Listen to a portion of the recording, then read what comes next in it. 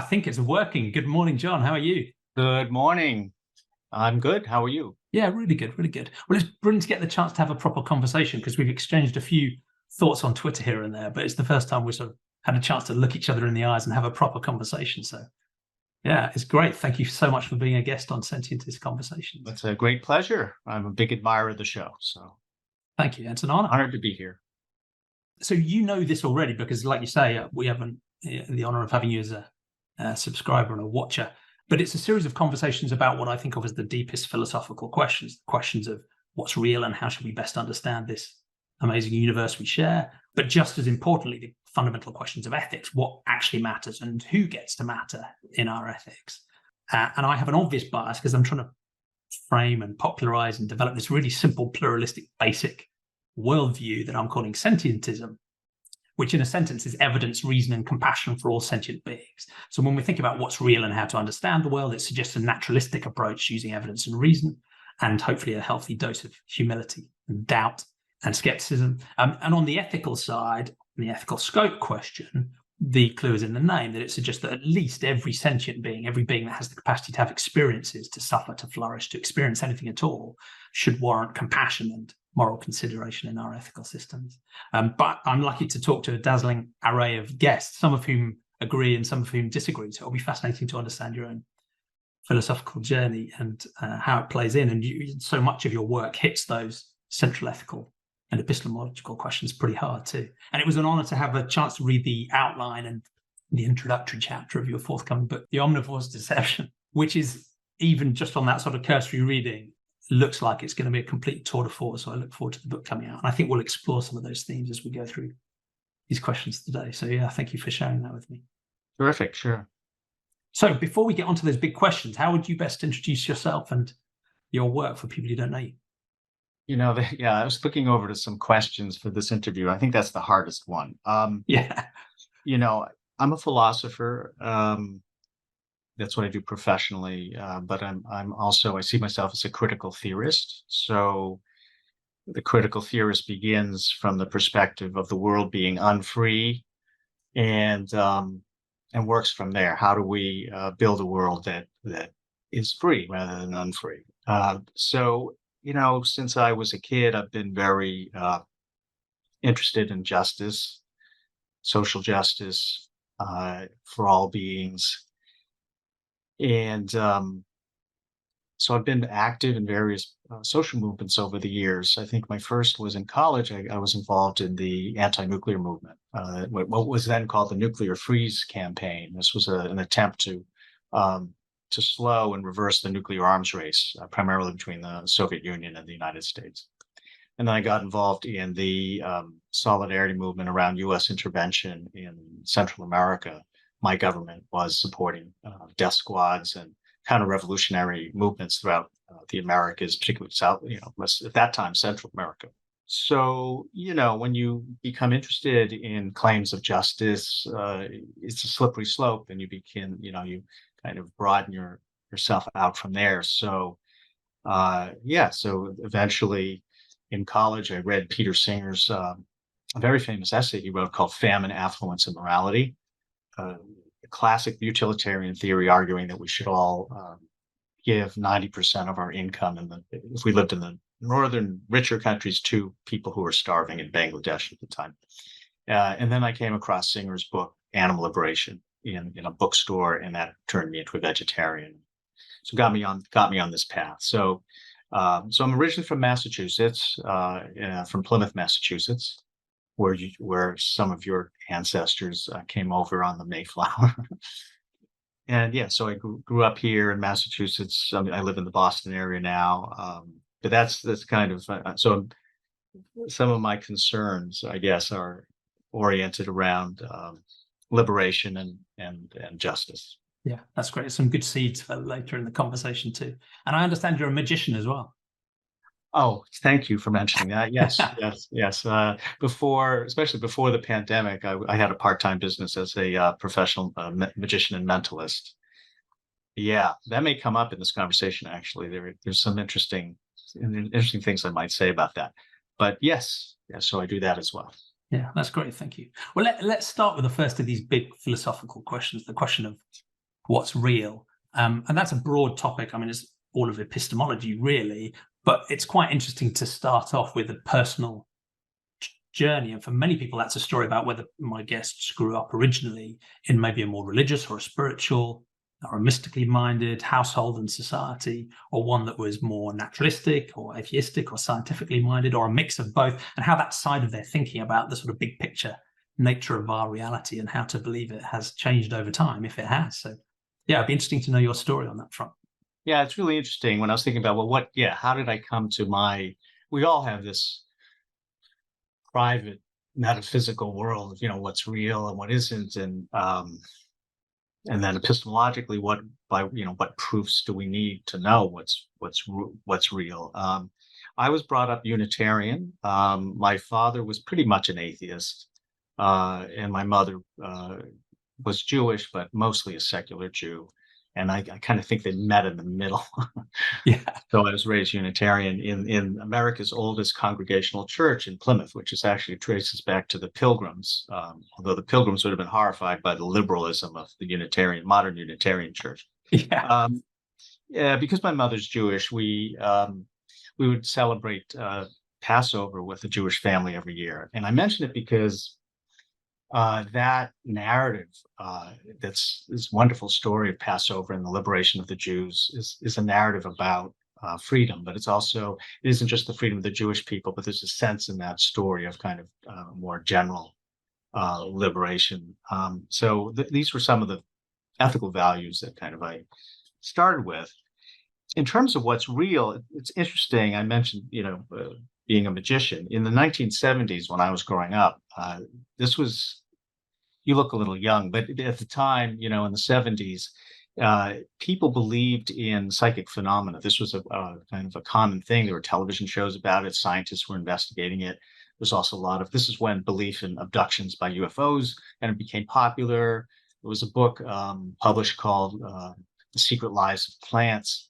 So the 70s was this kind of interesting moment of ferment around supernaturalism and almost animism. Like you had the sense anyway of a world that was it was very interesting. Maybe there were aliens here. Maybe the plants were listening to us. Yeah.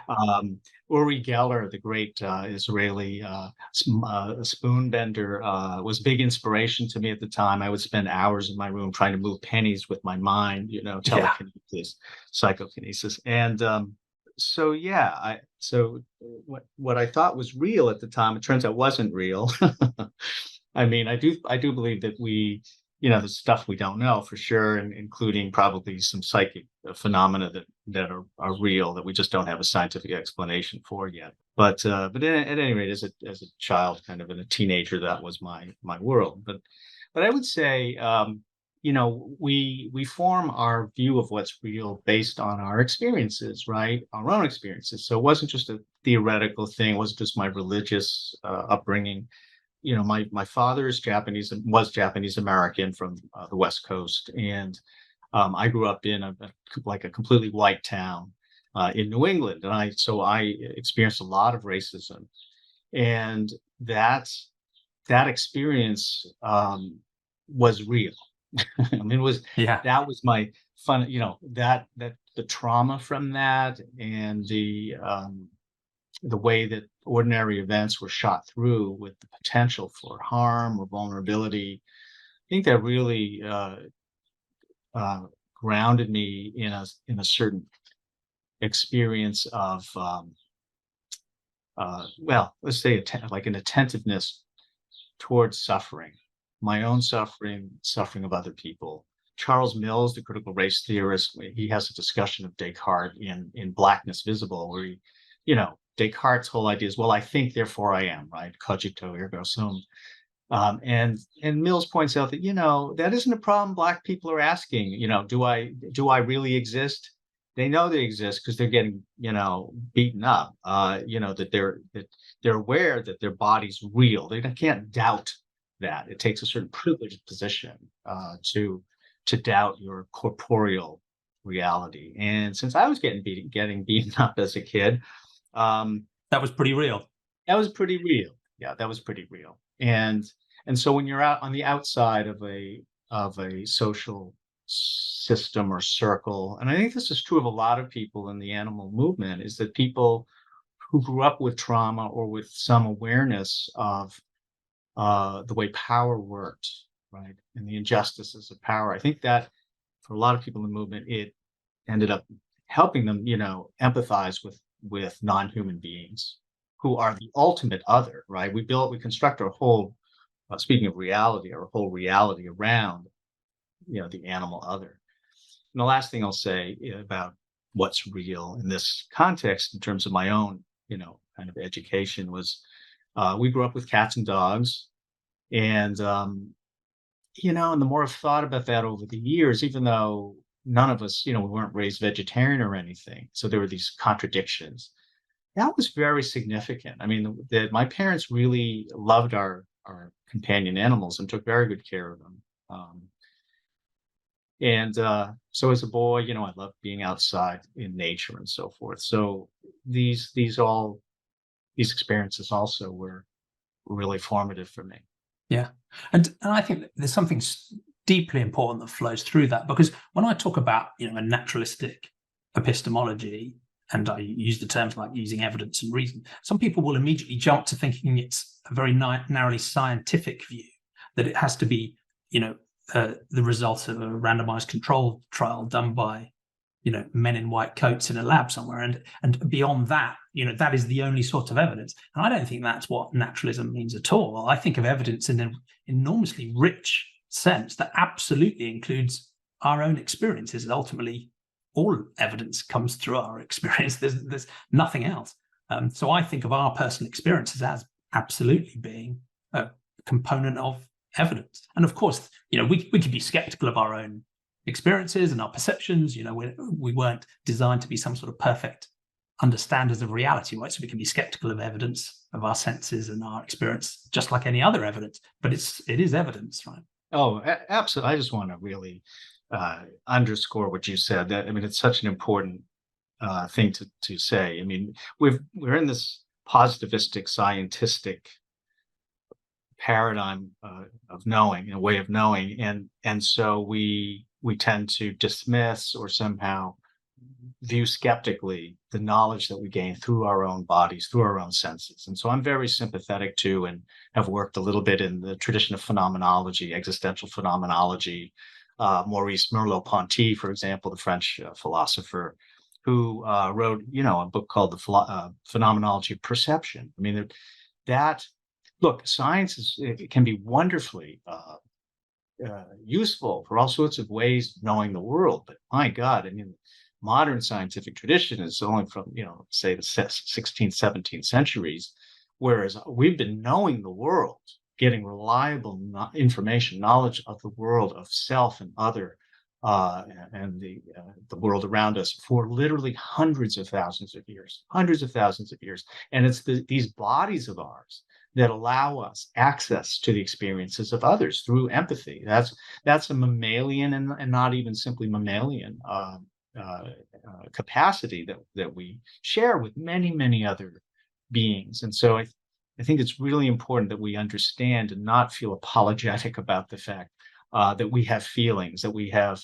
intuitions, that we have empathic capacities, which I think of empathy as a kind of sixth sense, right? It's a mode of perception. It's really being able to perceive and experience vicariously, but what's going on with the other. So yes, absolutely. That's another.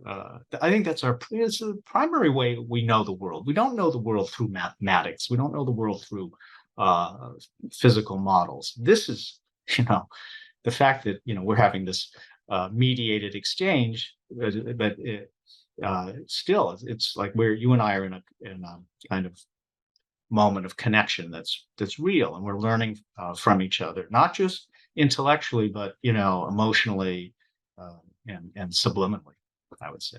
Yeah, I agree. And you hinted at it there. I'm lucky enough to sometimes run workshops with school kids in the UK, talking about a variety of different sort of non-religious worldviews and some of the basics of philosophy, which is just an enormous buzz. But one of the things I'll sometimes say to them when I'm talking about, a naturalistic way of understanding the world, is that in a way, that's pretty much what they're younger brothers and sisters who might be, 2 or 3 years old, do anyway. It's before they've really learned anything formally. It's before they've been told things that probably aren't true, but they are just honestly engaging with the world and trying to understand it. And of course, they'll make mistakes and so on. But in a way, they're like little naturalists. And as you said, it's not just a human thing either, right? For hundreds of millions of years before we came on the scene, I would argue that I'm not claiming that non-human animals necessarily have a formal epistemology, but they're using evidence and they're using reasoning to try and understand the environment they're in, understand each other, understand themselves, and to survive and replicate and do what they're doing. Right? This is not some distinct, magical, separate human thing we've created. Yeah. No, no. I just want to say I totally agree. I mean that other animals are empiricists.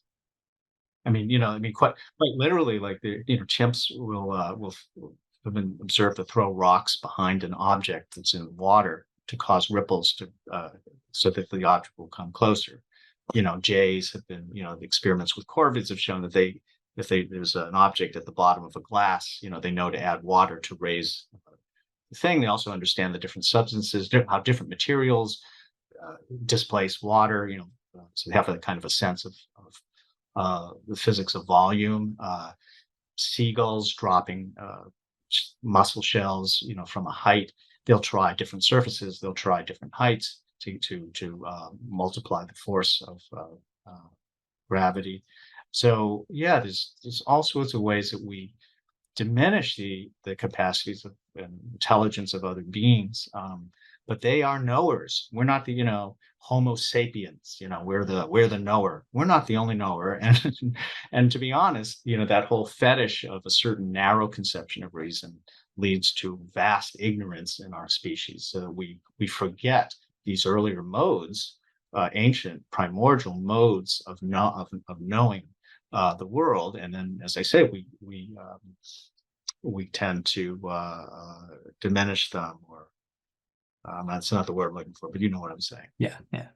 And one criticism that I hear of, I guess, the critical studies field in general, but also postmodernism, is that sometimes parts of those movements can take our line of thinking too far, such that they can almost focus so much on the value of individual subjective experience that they deny there is any objective truth.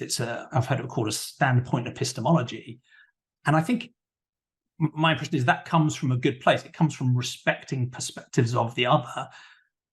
But my personal view is that does go too far, right? If it almost becomes a sort of solipsistic sense that each of us are our own islands and our own perspective is inviolable and unchallengeable and incommunicable and completely distinct from everybody else around us. Whereas, I think it's most likely that we do all share one universe.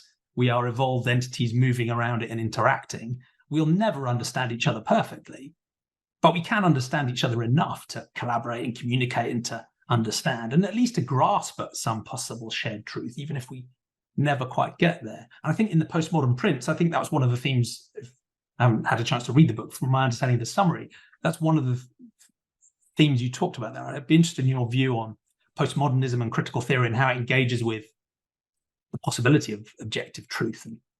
Yeah, a very interesting set of questions. I mean, so the critical tradition, as we're talking about it here, really it begins more or less with Marx and Karl Marx and the and other socialist and anarchist left thinkers in the 19th century, right? And then, not to rehearse all of that, but it began with a kind of Hegelian perspective and was tied to the praxis of social movements in Europe at the time, revolutionary movements.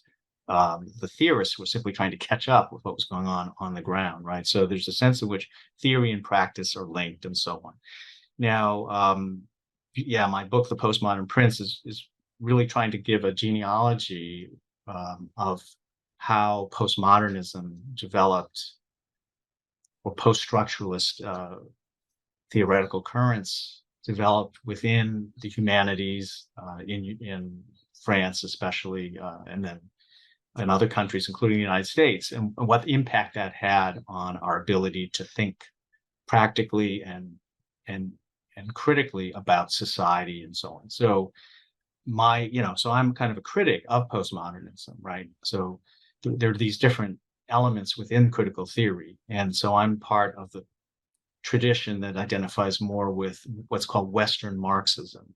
So that's the early Frankfurt School, Theodor Adorno, Max Horkheimer, Herbert Marcuse, radical feminist theory I've been influenced by. And I could talk about some other influences on my work, but I think the problem, as you say, is that, see, the post-structuralist move is really to say that it's a move away from the experiential, right, and a reaction against humanism. And the humanistic ideal was that we could arrive at a universal truth, or at least a universal language for talking about the human condition, human experiences, right? That's the kind of universality that we're mentioning. And, the grain of truth to post-structuralist critique is that, look, you and we're not just guys sitting there, that there are these vectors of force, of history, discourse, power, that we can call gender, race, class, and not just those three, the triumvirate, but all sorts of other things that have impinged on our subjectivity and have created a ground for knowing the world and for the assumptions that we bring to the world, right? So that's true. Michel Foucault, the French philosopher and historian, talked about pouvoir, power, and discourse, and the way discourse creates our experiences of truth. So Foucault put truth in brackets. Truth becomes a kind of discourse. Truth becomes a way of creating power relations. Well, there's something to that, but in my feeling, descriptively, that is sort of how things happen. Yeah, right? sure. Yeah. But you don't want to throw the baby out with the bath, proverbially, right? And you don't have to lapse into a kind of naive view of truth, a referential view of truth that just takes for granted the givenness of the world, to nonetheless realize that truth claims really matter, and they matter. And I would say that a truth claim has an ontological dimension. It isn't just, in other words, when we refer to some aspect of the world. Now, and a lot of philosophers will disagree with me, I think we are talking about something, that's actually real. At least probabilistically, there's a decent chance of it. I mean, I can't remember the philosopher who talks about truthiness. Like there's a kind of fluctuation around a norm. Well, there's still something there. Yeah. But at any rate, I think, the best of what's called now kind of critical phenomenology, right, acknowledges the fact that you and our perspectives have been shaped by gender, say, in ways that we're not even aware of. And that we can do a phenomenology, which is to say a kind of rich description of our experiences, of the structures of our consciousness, how things in the world come to appear for us. We can understand that through understanding gender, socialization. But that doesn't exhaust what we can say about each other. And it doesn't mean that we don't share a whole bunch of similar existential, right, and psychological conditions and structures. Standpoint epistemology, which is a term from feminist theory, standpoint epistemology says that based on where you are in a certain social hierarchy, if you're on the bottom of that, you tend to have a privileged vantage point on the structure, right? The person who's in power, the boss, walks into the office and just struts to, their office and doesn't notice the other people because they don't have to. Whereas, all the workers, their attention is cut. So the point there is not that if you're a marginalized or oppressed person, you have, the God's truth of everything. It does mean that you tend to have a better epistemological vantage point for understanding social structure. And I think that's right. I mean, this goes back to Hegel's master-slave dialectic. Same idea. The slave or the servant is in the position of the subordinate and therefore has a view of the totality. Yeah. Now, I mentioned, and that's because of the experiences that they've had, and because of the evidence they have through those experiences that others don't have. Right? I mean, it's quite straightforward. It's not so. Yeah, no, I'm glad you said that. It's just made me think. I was talking to a very good friend of mine from high school who I hadn't talked to in a few years, and I haven't seen him in many, many years. And my friend is white. His parents were German immigrants, and as they say, grew up in Plymouth, Massachusetts. And somehow the subject of racism came up, and my experiences of that. And my friend, who was my dearest friend, right, for many, many years, we were best buds in junior high school and high school. He had no idea that I had had these experiences. Now, these were like some of the most salient experiences of my life Yeah. because I had experienced racism from the time I was like 3. I mean, and I would be attacked by other children, adults, even teachers. But if because he's white, he never had those experiences, and those kinds of and the racism I experienced tended to be in one-on-one private channels. You know what I'm saying? Yeah. So there was this whole realm of experience that my friend was ignorant of and wasn't. And that's, so when critical race theories talk about white privilege, that's really what they're talking about. And it's not like my friend was a bad person or anything. It's just that he just because of where he was in the hierarchy, he just didn't have to deal with that stuff, and didn't understand, and therefore can't. He doesn't understand. I think even now what racism really is, as a kind of lived experience or a structure. So anyway, I'm sorry to go off on that No, tangent, that's but really helpful because again, it's just clarifying. Again, the people challenging these stances often paint a caricature to make it easy to attack. So it's really helpful to lay that out as what standpoint epistemology is. It's not a denial of objective truth. It's not a denial that we can share and understand each other's experience to a degree, but it is a recognition that our life yes, course gives us a distinct set of experiences that may give us particular, privileged or that's less right. privileged access to understanding of the world as it is. Yeah.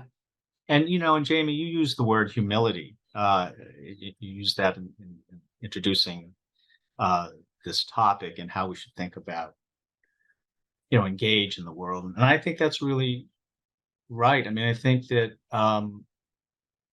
all of us, wherever we are, in the position of society, we need to be open to new possibilities. So, if someone, a man thinks, oh, well, tells a woman, well, you're just paranoid. You think men are always looking at you or looking at your breasts or something like that. It's like, well, wait a minute. Like, why are you so certain of that? Why don't you listen? Listening to other people, being compassionate, having empathy. Now, the thing is, empathy can be interrupted by these structures, right? It can, the quote prejudices we have or our socialization can get in the way of our understanding the other and having compassion for the other. So this is where the post-structuralists are not completely wrong. But personally, I just don't find it to be overall a very helpful way of looking at the world. For example, we're talking about animals, right? Other species. Well, I've been reflecting on the animals of non-human animals I've lived with, right? And when I think about my childhood and the cats and dogs we had, the cats had their own Lebenswelt, as we would say in German, their own life world that was particular to their species. I mean, they had incredibly heightened senses, right? And they saw and smelled things that we couldn't see or smell or hear. And so we couldn't really, there was an epistemological abyss between us to some extent, no question, right? And their otherness is something to acknowledge and to honor. They're not human.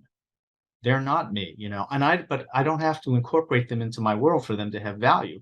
And so even though they had their own life world, as we'd say, like their own experiential reality, it overlapped with ours. These things are true. Two things can be true at once. People I don't know why it's not that difficult, We right? To love see, binaries. Yeah. yeah. So we even as kids, obviously, a child knows that the dog and the cat don't know what the humans know. They know that. It's just like obvious. And yet, when the cat goes to the door and looks inquiringly like, yeah, let me out, they communicate with us. And we can empathize with them, and they can even empathize with us. So, that's the tricky thing. We need to be able to acknowledge, right, our differences from the other, whether that's another human being from a different culture or different gender, whatever, that their experiences may not be our own, and we can learn from them what that's about. And even with non-humans, we can learn from them. They can't speak to us in most cases, unless they're Kanzi the chimp or Alex the parrot or whatever. But we can attend to them and have a sense of what their needs are and their experiences. Yeah, and it's another interesting area where I guess ethics and epistemology link. Some people like to try and keep the two completely distinct and separate, but everywhere I look, I just see links between the two, particularly with bad epistemology feeding bad ethics and bad ethics feeding bad epistemology. But that was another interesting example where actually, if you struggle to have empathy, you're going to find it difficult to learn from the perspectives of others. And if you struggle to have that humility, again, you're going to struggle to learn and improve your knowledge of the world. And just to wrap up this section about what's real, I get the impression that you probably have a broadly naturalistic worldview in that sense we're discussing, and that you've moved away from thinking Yurogyer is really doing real magic. I'm assuming you don't hold on to any of the sort of supernatural beliefs from Unitarianism you had before, although put me right if I'm wrong. So it's broadly naturalistic, but at the same time within that there is this rich appreciation for other perspectives and a sense of needing humility, which to my mind should be central to a naturalistic worldview. Is that a sort of fair summary, or are there bits I'm missing? Is there still some space for the supernatural or things beyond, or other modes of knowing beyond evidence and reason? I just want to say that the Unitarian church I went to was very anti-metaphysical and anti-supernatural. I mean, that's quite common in the Unitarian church, isn't it? As I understand. Like I had a Bible studies class, and our minister, we went through the Bible, and he just showed how everything couldn't possibly have happened, or there was a naturalistic explanation of it. So I didn't have to adjust my worldview very much. No, I don't believe in supernaturalism per se. As I say, I am open to psychic experiences as like certain limited ones as a possibility. But I don't think it's magic. I think that we don't understand quantum physics, the stuff we don't know yet, or may never find out. And we will never know. And I think that's really important. I mean, most people don't realize that right now, scientists don't know what 97% of the universe consists of, right? They call it dark matter and dark energy, which just means we have no idea what it is. Yeah, we know it has a gravitational pull on other stuff, but that's sort of it. Yeah, right. We've got some candidates, WIMPs and axions and so on. But yeah, absolutely. And that's most of the stuff. Yeah, so I don't know. I mean, I don't believe in an afterlife. I don't believe in a supreme being. I think these are ludicrous ideas, personally. But having said that, I think I've become more open to talking about a kind of spirituality, is how I guess I would put it in it, because I think you had Philip McKinnon on your program, and he was talking about a politics of love. And, I've been coming around more and more to the importance of love as the kind of providing us almost with an ontological ground for knowledge and for meaning in life. And that's a spiritual view, the idea that the world is better for us to help others is a spiritual view, right? As opposed to the utilitarian view, which is that suffering is bad, pleasure is good. You don't have to have any spiritual anything to be a utilitarian. You just follow abstract principles. I mean, you could just be a robot or a psychopath, right? Psychopaths would make wonderful utilitarians because they can do the math and they don't have to think about the feelings, right? But I do think, even though, as I say, I'm not a supernaturalist anymore, although I certainly create the illusion of that in my act, but I do believe that that squishy word, or we often shy away from spiritualism, or not spiritualism, spirituality is something we should take seriously. Yeah, thank you. And does it destroy the romance and the beauty of love if it just happens to be a pattern of information processing going on in the neural networks in my head. Because in a way, I'm quite open to, obviously I think love is a deeply important thing, and I can also appreciate a naturalistic version of the spirituality as well, in that sense of a sense of connectedness and a sense of almost oneness. But to my mind, because I'm quite a hard-edged naturalist, ultimately that really just does come down to physics and maths and all that sort of stuff. It doesn't, and that doesn't lose the wonder for me. Whereas for other people, it feels like you've lost the wonder if you don't leave some space for something beyond. I guess what I'd say is this: that I don't agree that love is information processing. I think that, like, that language, I know you were kind of being a little bit, flippant there, but that language, right, we can draw a straight line to Rene Descartes, 17th century, and the idea of living beings being machines. The fact that in order for me to have consciousness and have these experiences that I'm having with you, I need there's a physical process going on that makes it possible for that to happen. But the phenomenon of consciousness isn't the physical thing that's going on. There's some, right. This is the problem that philosophers of mind continue to bandy about. We don't really understand what consciousness is, but we do know this, okay, that it isn't information and it isn't physical process. It's something else. Why? Because we know it is when we're experiencing it. It doesn't have a it's not in time space. It's in the moment. And so that to me is, I think it's really important to validate when, in terms of sentientism, is to think about the integrity of consciousness as something that eludes and will always elude physical description. The map is not the territory. It never will be. There's no way. It's a category mistake. We can't describe something that exists outside a physical realm in physicalist language. That's not it. And so it's sort of like the way you can live with someone your entire life and they'll do something that, like, surprises you. There's no way you're going to map that. I don't care how fast quantum computers get. There's no way.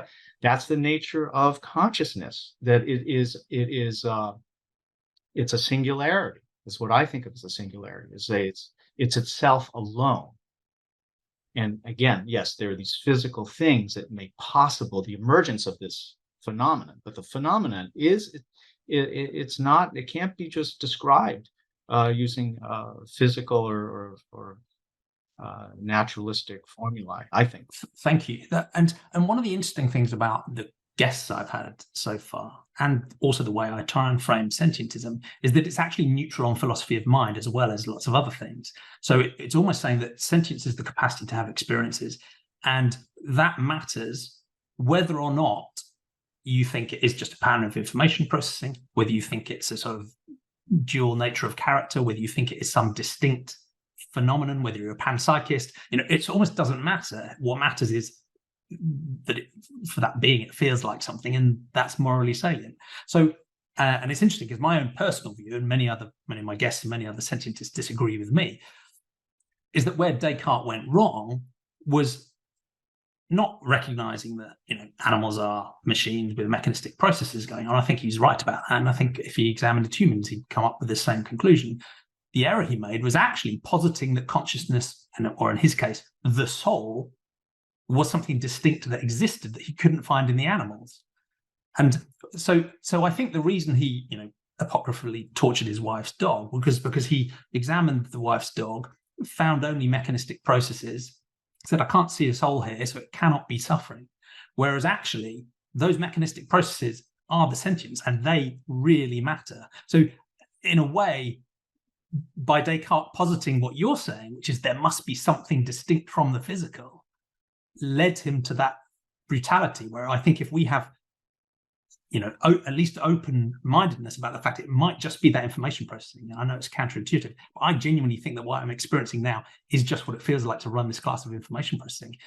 That doesn't devalue it to me at all. That still is just as morally salient as if consciousness was phenomenally distinct. I don't think it matters either way.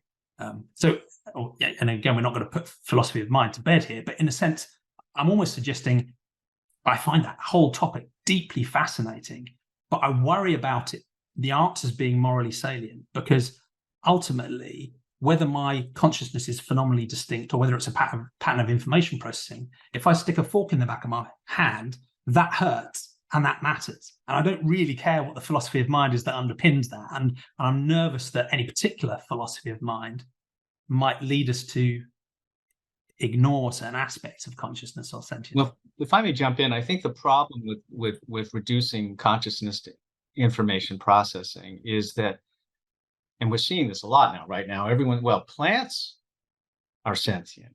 My computer's sentient. Why? Because it's information processing. An electron buzzing around the atom, yeah. So it begins with this conflation between information processing and intelligence, right? The Turing test thing, and well, it's just processing. So, and then we define that as intelligence. And then there's this further slippage that intelligence is somehow consciousness, which then kind of bleeds into sentience. Yeah. And I think, and so I disagree with the panpsychists, and I disagree with this AI, the idea that machines are ever going to become conscious or sentient. And I think it's really unhelpful, because it's unhelpful ethically, right? Because as you say, it's just something different. If someone stabs you with a fork, whereas I stab my teacup here with a fork, I'm sorry, panpsychists, but no, they're not. It's not the same thing. Yeah, no, and I agree. And the way I think there is a risk there. There's absolutely a risk of slippage.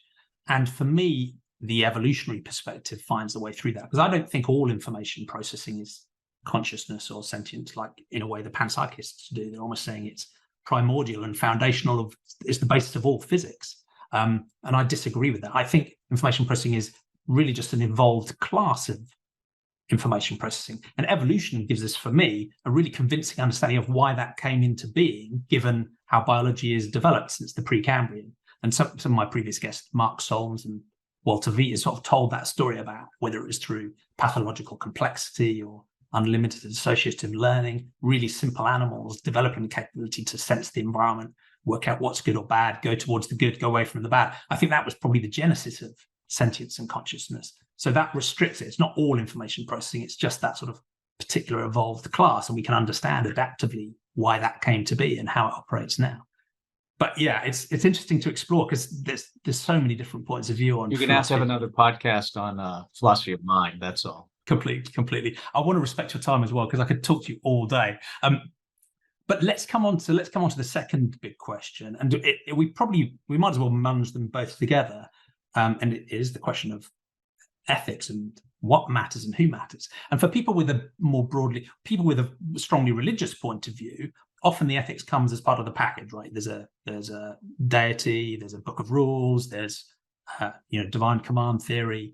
To my mind, often that's driven more by an obedience and a compliance ethic than it is genuine ethics. But let's put that to one side. But for people with a more broadly naturalistic worldview, it's an interesting question to say, well, why does anything matter to you? What matters to you?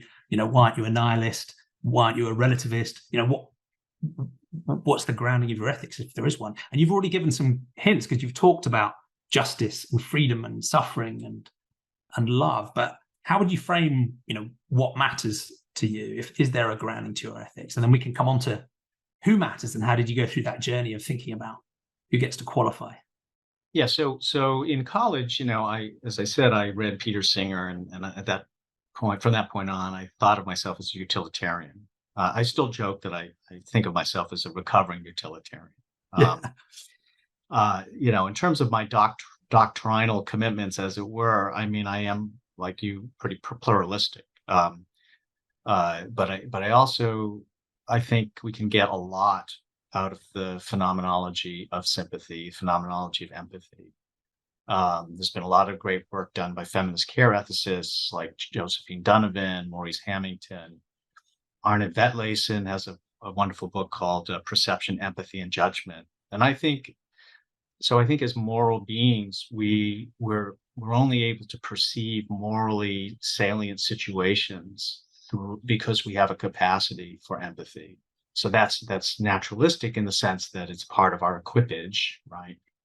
But it's really, there's an ontology to this, and that's a term we haven't used today. But I mean, I think that ontology is prior to ethics, right? I mean, you've had many guests on your show, right, that talk about, well, why does sentience matter?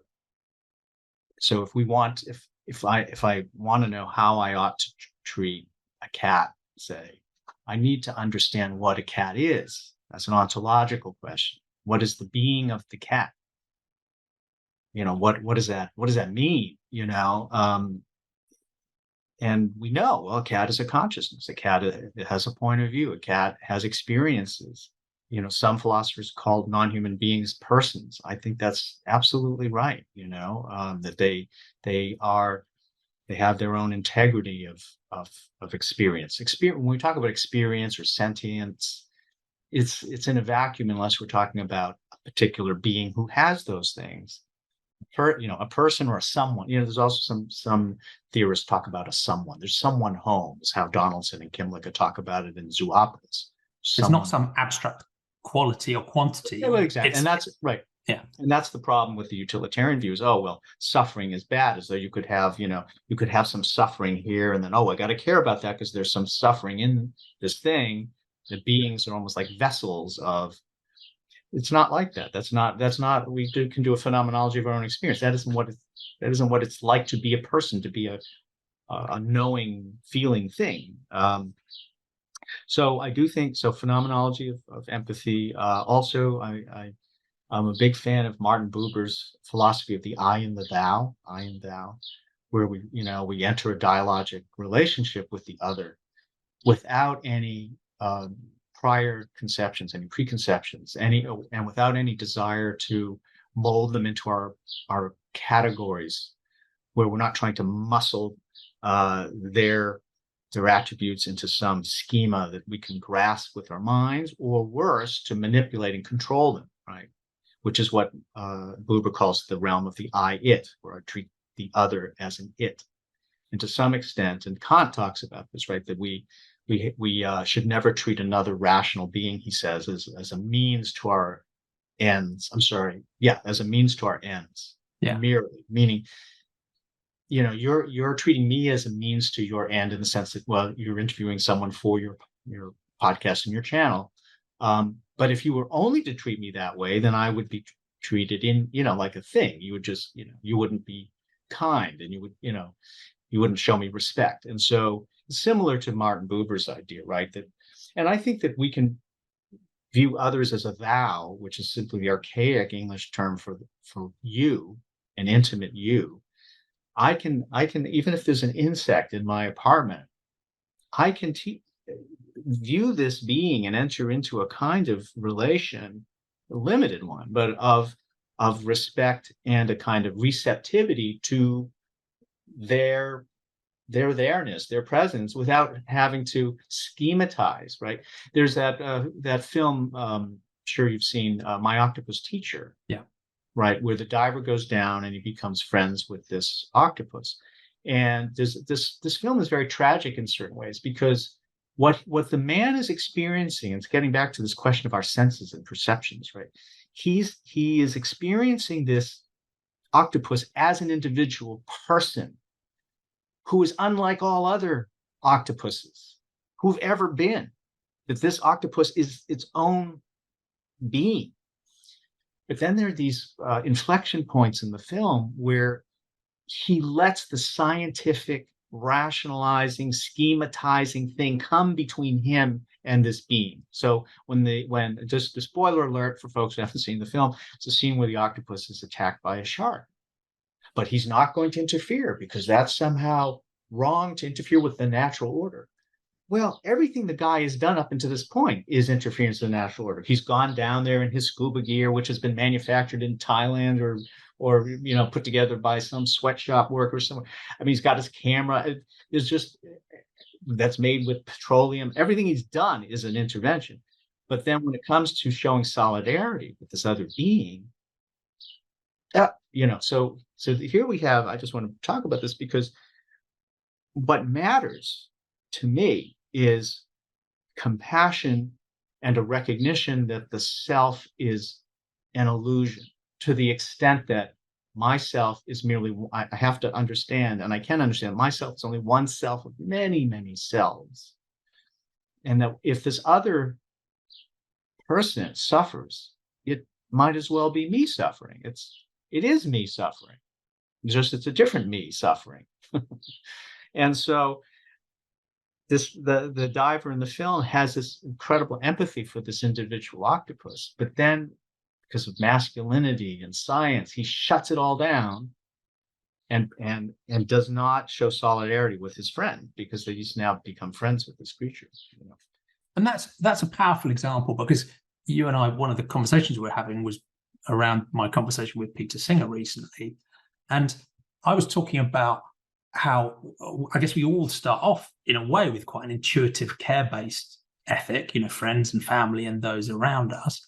And one of the things that all sorts of moral philosophy does, you know, utilitarianism, but, you know, Kantian thinking and, you know, Rawlsian stuff and, you know, whatever the list goes on. One of the things that moral philosophy is very good at is saying, look, that's not enough. We need to go broader, right, and bigger and extend our moral scope and consider beings we don't necessarily have relations with, you know, they all matter too. So in one sense, it's really good at doing that and busting that view open from a sort of parochial, local, transactional stance, breaking it open. But then, as you're implying, it then risks, because as you take on this point of view of the universe, you've detached from the sentient beings themselves, and you've then lost that solidarity and that care and that identification with the individual other, because ultimately they're the things that, yeah, they're the beings that matter. That's why it was so important to extend our moral scope in the first place.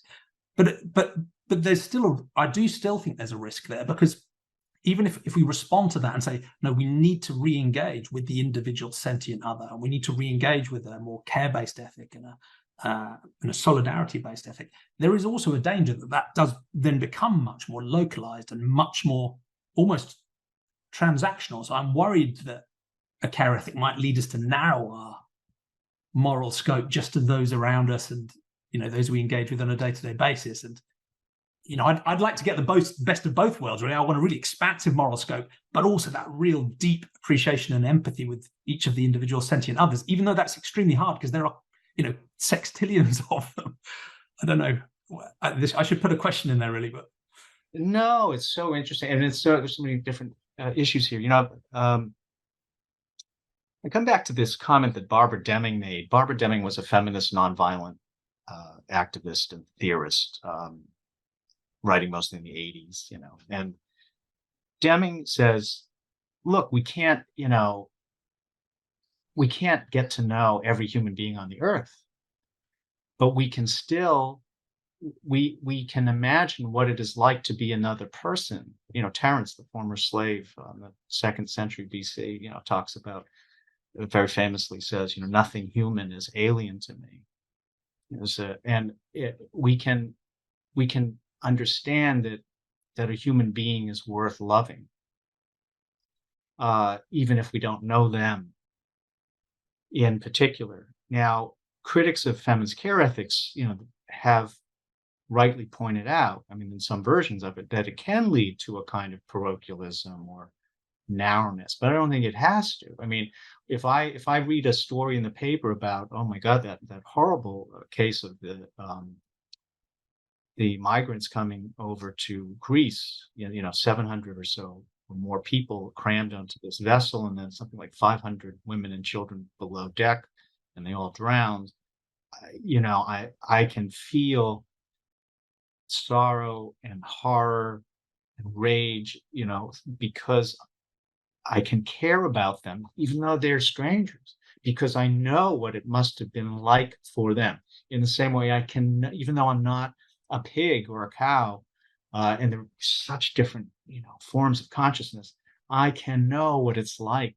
I can imagine, I can't know. I can imagine what it's like, you know, to be prodded with an electric prod, or to feel that despair and isolation, and you know, and so on and so on and so on, right? So So I think the problem with utilitarianism is it kind of misses the forest for the trees, because the utilitarian asks us to, in a way, care about suffering, but not whether the being necessarily lives or dies, right? This is Singer's thing about certain kinds of animals and what their experiences are. So suppose I say, someone says, well, I care about your kid, but I'm going to kill your kid. Well, I don't want your kid to suffer. I would say that that is a dissociative and almost psychopathic view of my kid. And I think in utilitarianism, the utilitarian forgets that suffering and pleasure mean nothing except to a person. But utilitarianism doesn't have respect for persons fundamentally, right? Which is why in one of Peter Singer's early books, he advocates killing severely disabled infants. If a child with Down syndrome is born and the parents don't want it, well, it should be killed, because it'll drag on social resources. And there's a fundamental disrespect, right, for the individual that has always been there in utilitarianism, and you just can't get it out. It's like out, damn spot. You can't get it out. So we're in agreement. Absolutely. We need a kind of like a cosmic empathy, and I think that's possible. I think it's possible that I can, if I hear about the suffering of some creature on another planet, I might be, oh my God, that's horrifying. And I wish that being well, from a point of view of love and compassion. But I don't think these are mutually exclusive. I think we can have a universalist ethics and an objectivist kind of ethics out of an empathy, out of a caring approach and an empathetic approach. Yeah. Thank you. And I think I get the impression that there are quite a few utilitarians who they're trying to adapt it. They're trying to move away from the container view, and they're trying to reconnect with the value of the individual sentient being. And that's the only context in which utility makes sense. But yeah, I get the impression that I understand that it's difficult because there is a sort of detachment built into it. Well, you see this problem particularly in effective altruism, right? Which I and others have been very critical of, a kind of a continual attempt, or not an attempt, a tendency towards quantitative reasoning. And Will McCaskill, in particular at Oxford, has been guilty of this, I feel, and various EA activists. And the individual just really gets shoved under the bus. And I think what's ironic is that if you don't start from a point of view of fundamental respect for persons, then the utilitarian project is going to undermine its own goals. I mean, it's the way that Singer's going around saying conscientious omnivorism is okay. Whoa, let's think about this. You're saying that we can fundamentally disrespect the personhood of all these beings by killing them, and yet that can happen without us causing them suffering. Well, just empirically, we know it's not true. Karen Davis has done, a lot of research through United Poultry Concerns about what the humane myth does, actually, right? Putting chickens in gas chambers, CO2 chambers on organic farms, etc. So again, I think that utilitarianism, its principles end up being self-defeating. And it's not that we can't take insight from utilitarianism in terms of like thinking about the consequences of our action, trying to make people happy. These are good things. But if you don't fundamentally, but there are other values besides suffering and pleasure to take into account. And I think love, for example, is an intrinsically important quality, whether it leads to happiness or not. In fact, love makes us vulnerable to grief and suffering and loss. So from a utilitarian point of view, you can say, oh, we'll just get rid of that because it's going to lead you to, if you love your cat, you're going to be crushed and devastated when your cat dies, as has happened to me and many, many millions of people. Well, the problem is it's a mistaken view of the nature and purposes of existence and the human condition, because a world without love is a world that's even more unthinkable than a world without happiness, I would argue. Yeah, and I think there's a broader risk as well of almost any moral philosophy that has a sort of maximizing tendency built into it, because it almost seems that depending on your conclusion, you're either driven to think, maybe we should, ultimately exterminate all sentient life because that's the only way we can get rid of all suffering. Or on the flip side, you think, well, actually what we need is the maximum number of industrial factory farms where the animals have a slightly net positive life, and we can just cover the planet and maybe other star systems with it. And I'm sure there is some middle way between eradicating experience and maximizing experience that is more attuned to the interests of each of the individual sentient beings. And that can absolutely include us taking the choice that, to have a rescue puppy or a rescue cat in our home and have the pleasure that comes from that.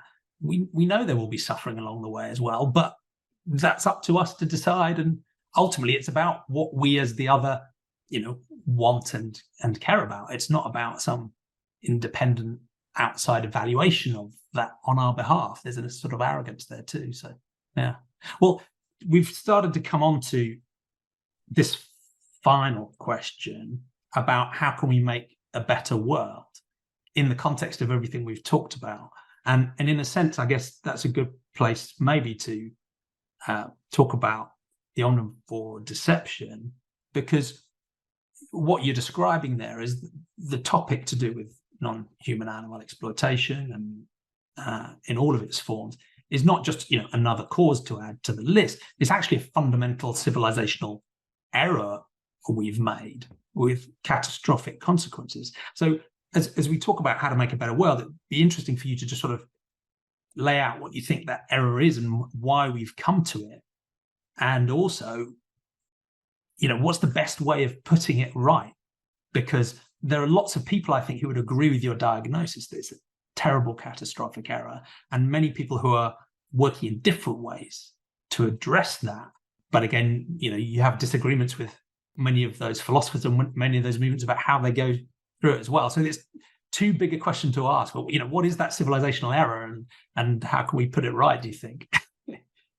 Yeah. So, in my first chapter, my preface, as it were, to my book, I've entitled it "A Trivial Matter," because we really do think of our relations with other animals as a trivial thing. Most people do. I mean, maybe not watching this broadcast, but other people do.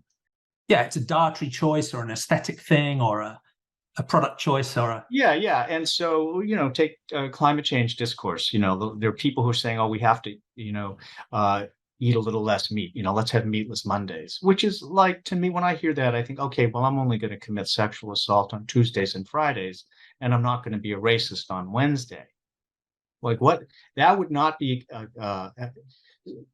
it's so interesting to me that animal issues are so trivialized, right? That we as a society tolerate, accept antithetical views and treatments of animals as morally equivalent, whether we brutalize and kill this animal or we love this animal, they're seen as, those are both acceptable and they're the same thing at some level. Of course, they're not the same thing. Ontologically, they're not the same. They're not the same ethically, right? Yeah, from the perspective of the other that we're talking about. Absolutely. But also, what I'm doing in my book is also looking at what this does to us, right? That we are making an existential choice to organize civilizationally existence, the human condition, around mass violence, violation, mutilation, murder, for any other, lack of a better word, genocidal violence, that scale. People cannot, people have no idea what's going on, actually. Most people have not seen a film like Meet Your Meat, for example, and people don't have a sense of the scale of what's happening. So, but if you pull back, you see that animal agriculture, just taking that and not even looking at fishing, right? Animal agriculture is arguably the largest cultural artifact ever produced by our species. I mean, literally, it dwarfs everything else we've ever constructed on the earth, including our cities and roadways, just in terms of its physical volume.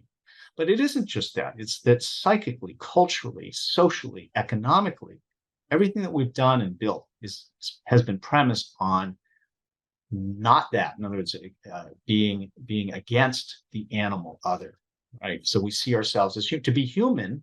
If you look up like the word person in the Oxford English Dictionary, at least my version of it, it says, well, a person is to be distinguished from either a thing or the lower animals.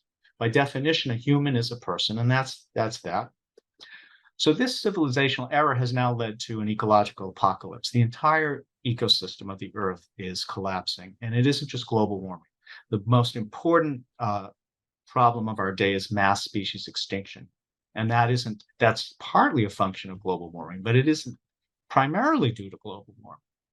So all of these pathologies that are leading to the destruction of life on Earth really come down to this mistake, this civilizational mistake of treating other beings as objects, as things of use, rather than, as in Martin Buber's terms, as thous, as persons to be respected. And so if we hope to save ourselves, we need to have a new ethos and a new ethics and a new politics in our relation with other beings. The problem with environmentalist discourse right now is it continues to treat other animals purely as objects and instruments of our own needs. The reason environmentalist organizations will say the reason we should protect the honeybee is because we need the honeybee to produce honey. We need the honeybee to pollinate our crops. The idea that no, the reason it's bad that all the bees are dying through bee colony collapse syndrome, the reason that's bad is actually because it's bad for the bees. Actually, let's start with that. So it's like a Gestalt switch. We have to get away from this idea that the reason that we have to change our relations to animals is because it doesn't work for us. We need to have a kind of compassion. And just on that point about the environmental movement, I mean, that's one of my personal bugbears, because quite often when I'm talking about sentientism, as I said to you before we started, one of the first times the word was used was actually to criticize it from an ecocentrist point of view. And I'll get this today from environmentalists. They'll say, look, why do you focus on sentient beings? We should be caring much more generously about our entire ecosystem, rocks, rivers, trees, the earth as Gaia. But the vast majority of those people, at the same time as claiming a generous ecocentrism, have carved out basically all of the sentient non-human animals from their moral consideration. They don't really care about the individual animals living free-ranging in the world, and they certainly don't care about the animals living in our farms, because most of them continue to eat them. So it's not actually an ecocentrism. It's a sort of weird moral scope donut with this layer still carved out. And that gives the lie to it. It makes it very clear it's just a veneer on another version of anthropocentrism, because they don't actually have an ecocentric concern. The reason they're interested in nature and the environment is because it looks pretty, and because we need the ecosystem services to have happy, comfortable lives as humans.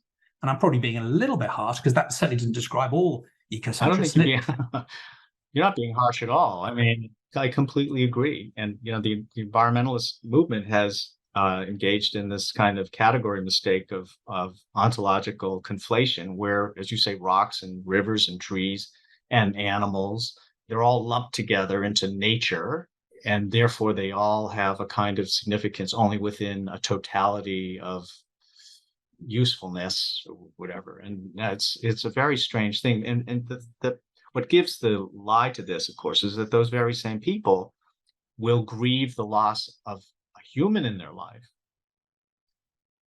and perhaps their own cat or dog. But I mean, they don't actually treat other humans as rivers and streams and rocks. So it is indeed an anthropocentric worldview. But the irony is, again, it's like the utilitarian thing.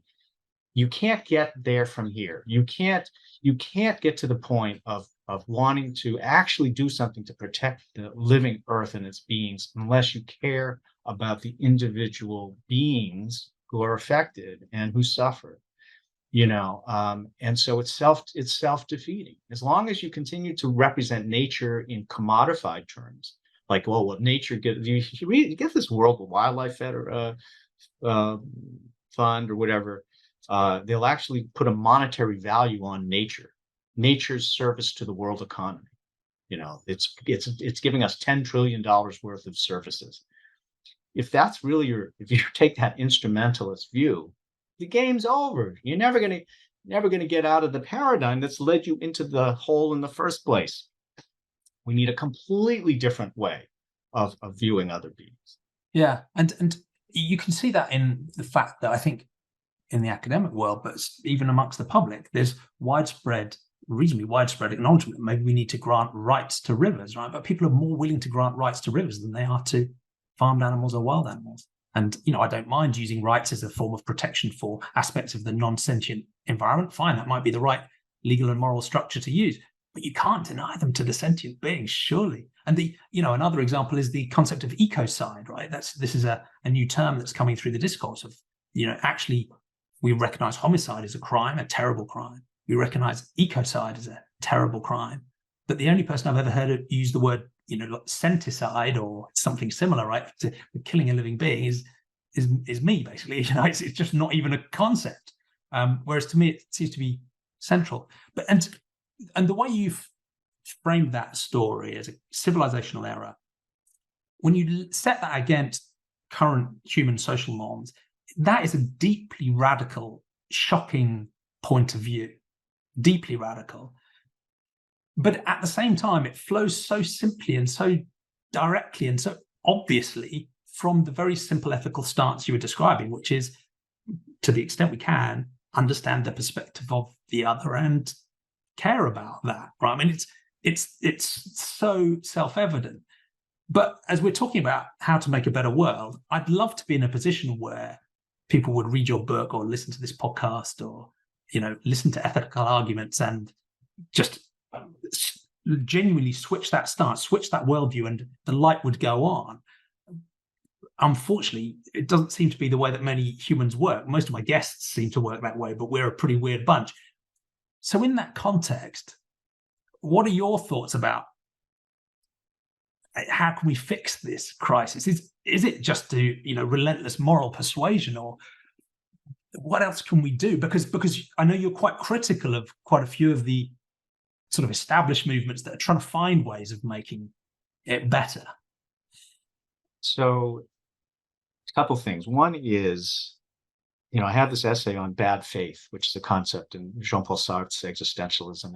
And I think it's important to think about bad faith. Bad faith is a kind of self-deception, which is really kind of what my book is about. It's not just about, it's not just that the meat industry is propagandizing everyone, which is true, importantly true.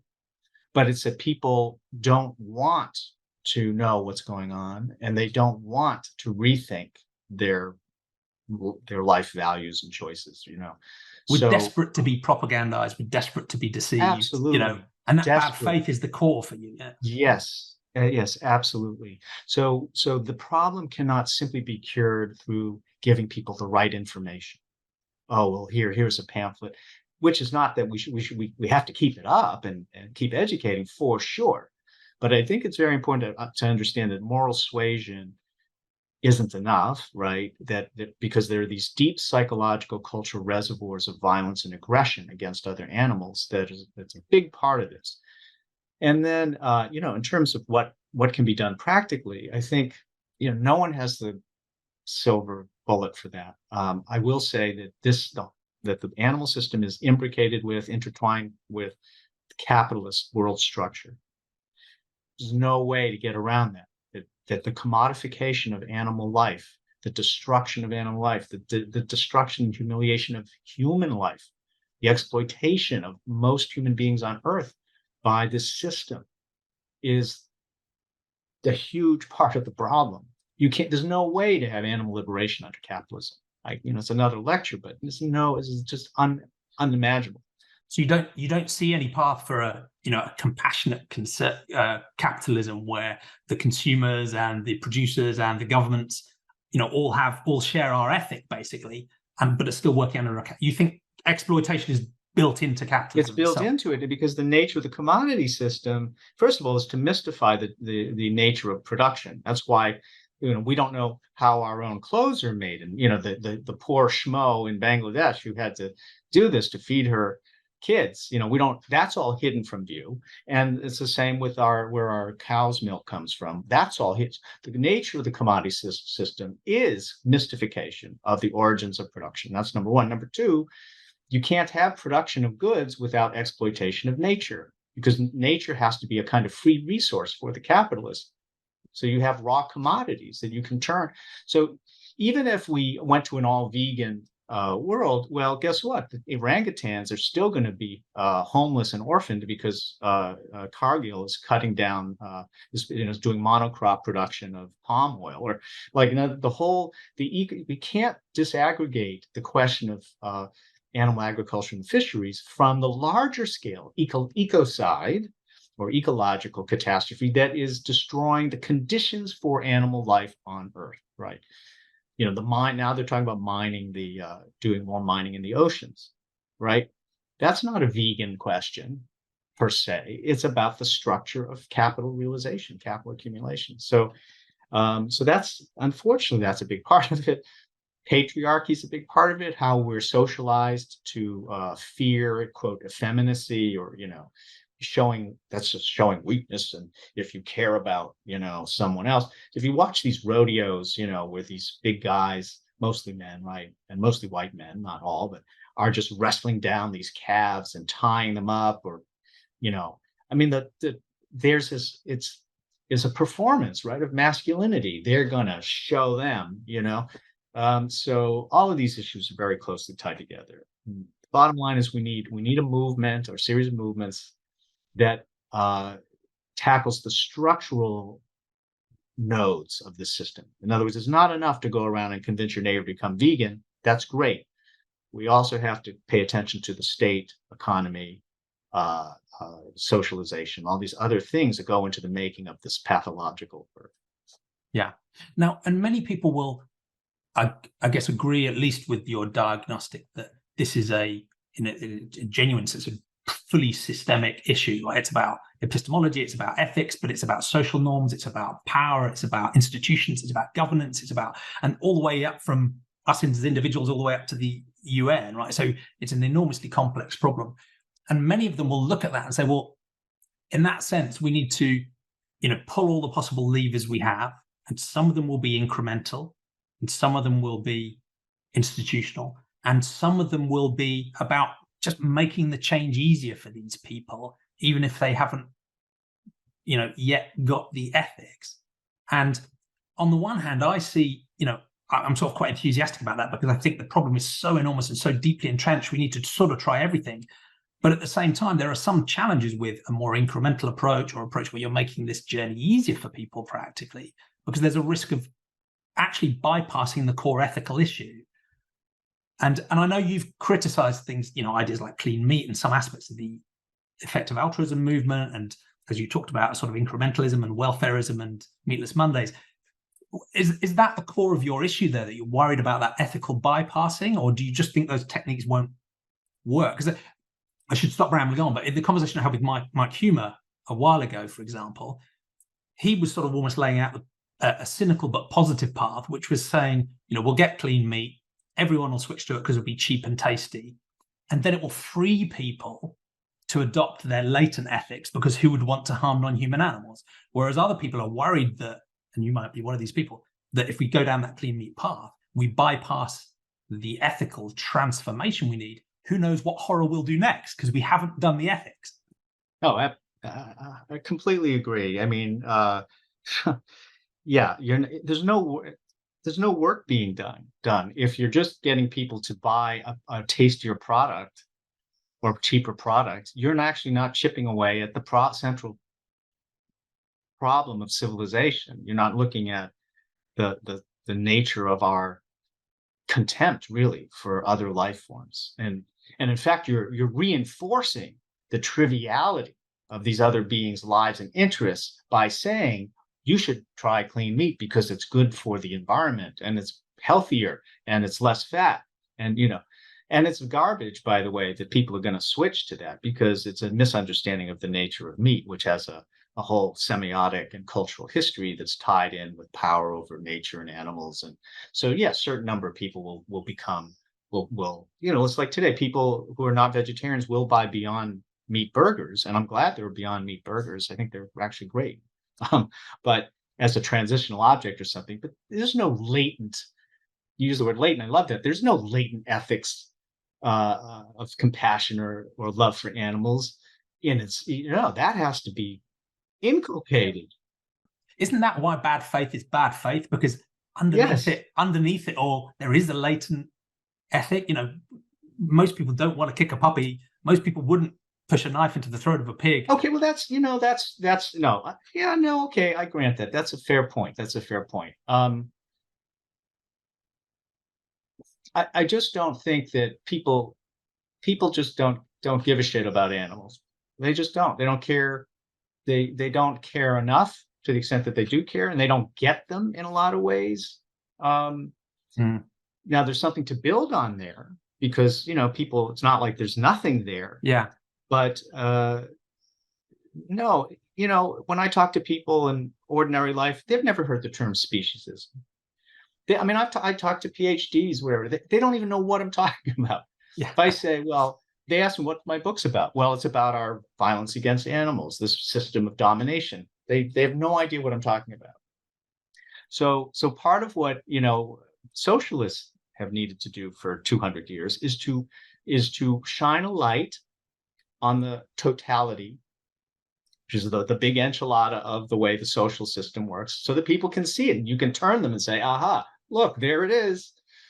It's the same with what we do to other animals. People see it, and this is partly the animal rights movement's fault. I mean, welfareists in particular, but they get a news story that comes up on their feed or something about, some puppy mill when there's been all this puppies that have been or they see, the elephants are going extinct over here. They don't understand that this is the basis of human material life, and that it has all these aspects to it. So yeah, I'm sorry to go on so long, but just to agree with you, unless we're challenging people's understanding of what and who other animals are, and spotlighting our violence against them, then I don't think there's any work being done. No matter how much clean, quote, cellular clean meat you're going to have, there's no reason why people are going to buy it, even just because it's cheaper. There are a lot of other things that the meat producers will find a way to get subsidies, so it's even cheaper than the clean meat. Yeah, thank you. The process of that ethical transformation and ultimately persuasion at an individual level, at a societal level, given the power of social indoctrination and parental indoctrination, that is a long, long, painful road. But at the same time, if you look at other social justice movements, things can switch pretty quickly, right? And you can tap into something and things can change, and you can look back a few decades and go, okay, we've still got a long way to go, but look at where we were, right? So I'm hoping that can happen for this topic. One of the things that blocks it is the sense you mentioned earlier on, that the non-human animal topic is siloed and niche and treated as distinct and separate. And one of the ways it's kept separate is because of an understandable nervousness and hesitation about talking about the parallels between the non-human animal subject and human social justice causes. And one of the impressions I get from your work is you're pretty unashamed and comfortable at drawing those parallels as a way of making sure it cannot be a niche topic. It has to be part of the central suite of issues we're facing. And to my mind, that does link into, and you touched on it already, some of the sort of human political dynamics. And I find it fascinating how you can look at how animal agriculture and exploitation plays into human political dynamics, and whether it's Jordan Peterson or Andrew Tate, extreme examples of people on the far right who seem to have this really interesting cluster of values that align very strongly with animal agriculture, right? So you have the role of animal agriculture being on the front lines of colonialism because it's so land hungry. You have the classic might makes right justification, which is I'm doing it because I have the power and I can do it. You have this sense that compassion is a sign of weakness, as you said before, and the sort of macho idea that demonstrating your power is a way of showing, you're successful. You even have some slightly bizarre situations where white supremacists will chug quarts of milk to demonstrate that they're lactose tolerant as a sign of their, racial supremacy, right? So there's a whole cluster of crazy shit stuff on the far right that is really quite tuned in with animal agriculture, and you can see it coming through in people promoting the carnivore diet and actively being proud of their immorality in essence, right? In the same way as they sometimes are for intrahuman ethics. So that's fascinating.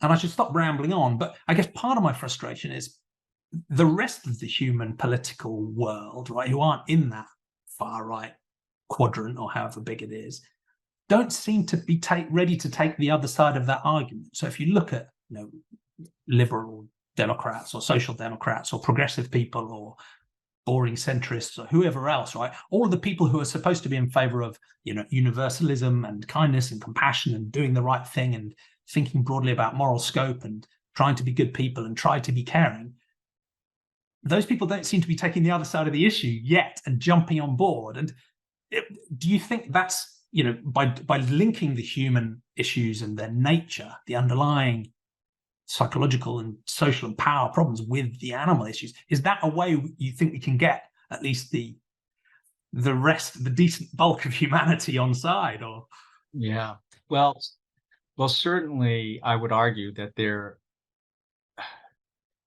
that the left tradition ought to be interested.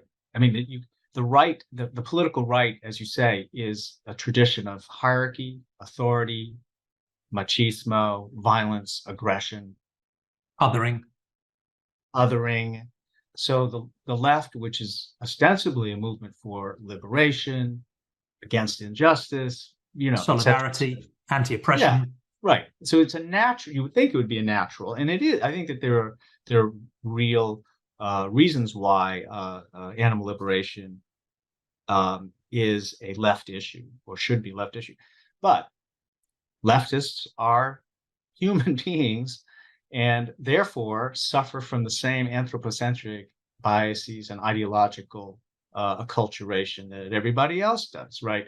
So that's the problem. And I think, though, because capitalism really interferes with our ability to grasp the nature of the production system, including the nature of the fisheries, the nature of animal agriculture, the nature of the biomedical exploitation of animals, that's really strategic. So that's why it's really important that we have an anti-capitalist politics, and that somehow we convince, shake people on the left to say this. And I wrote an article on animal rights on the left in 1989, okay, for Z Magazine. So this is an old issue that the left doesn't want to look at, partly for historical reasons, because of the way leftism has been tied to humanism, right, in a certain sense of the dignity of the human being, blah, blah, blah.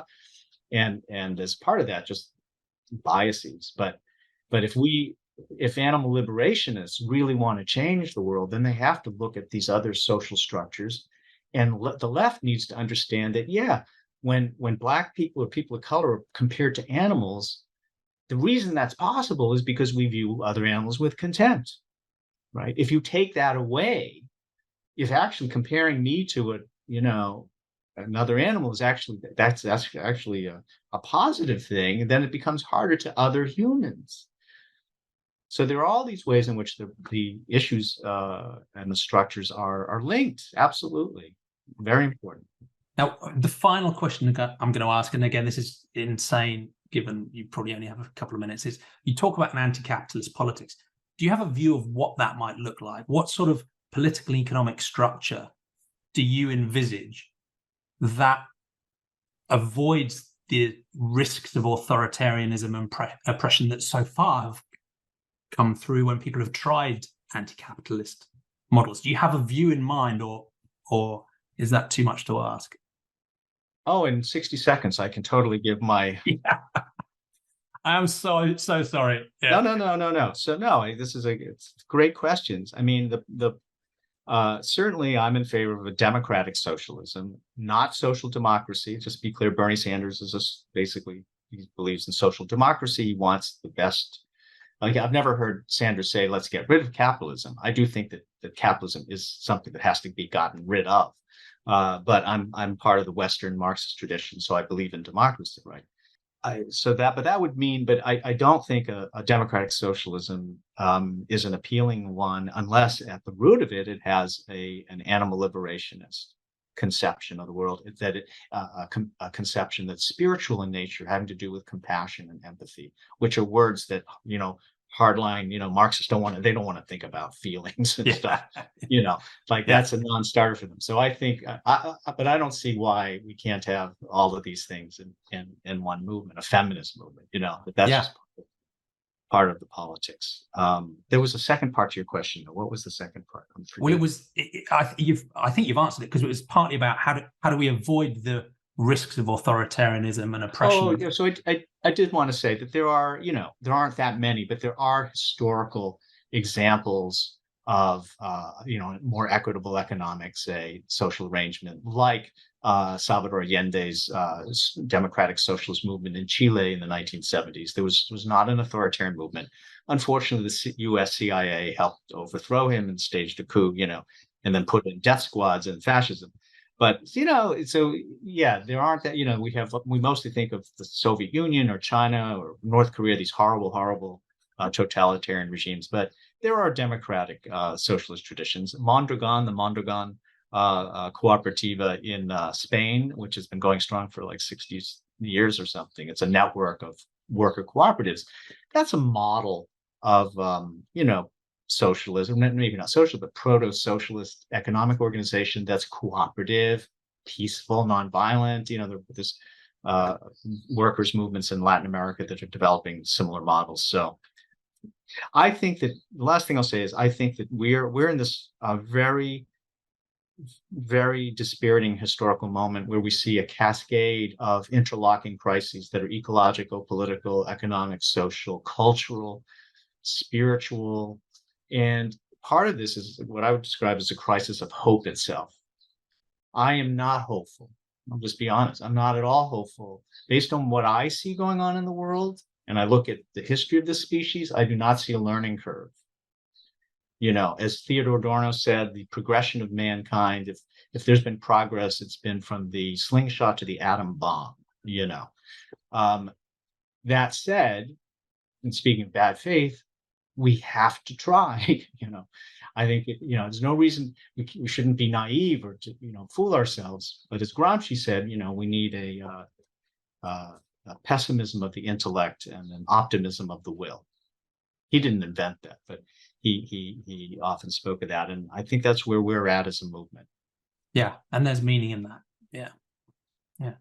Well, thank you. It's been absolutely fascinating to sort of explore your philosophical journey and get your thoughts about how we can make a better world, however tough that might be. So thank you so much. What's the best way of people following you, keeping in touch? I'll include in your show notes a link to your website and to your forthcoming book, of course. But is there anywhere you'd prefer to point people?